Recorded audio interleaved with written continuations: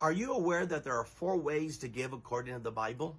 Deuteronomy 12 verse 6 says, "There, bring your tithes and special gifts, what you have vowed to give, and your free will offerings." There are the 4 types of giving that we can give according to the Word of God. First is the tithe.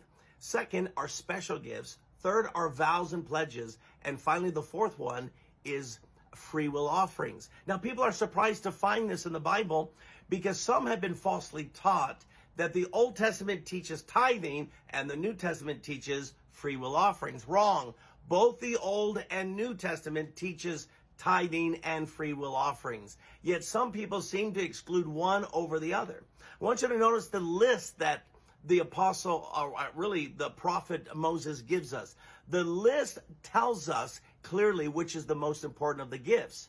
First is tithing, because here's what it comes down to. If you don't tithe, then there's no way to give a free will offering, because all you're doing is you're robbing God in order to give a free will offering. And that free will offering is no longer a free will offering. You can't rob Peter to pay Paul. So tithing is first on the list because it is the first fruits. And if it's the first fruits, not the second, it has to come first. So the first way we give, according to the Word of God, is we give the first 10% of everything that we earn, everything that's given to us.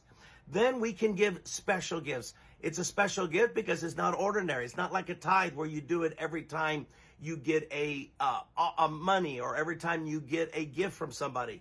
This is something you give extraordinary, just something that you do. The third one is vows. These are pledges you make and a commitment to God. Maybe in your church, it's a building fund where you're giving every month to provide for that building fund. Then the final gift is free will offerings.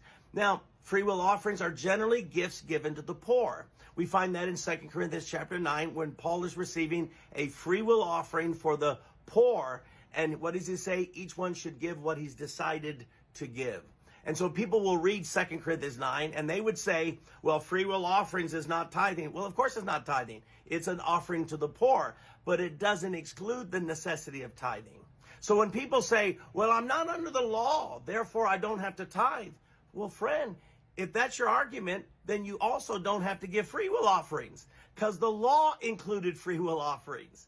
So it's inconsistent to say you're exempt from the tithing, the first gift, but you still have to do the fourth one.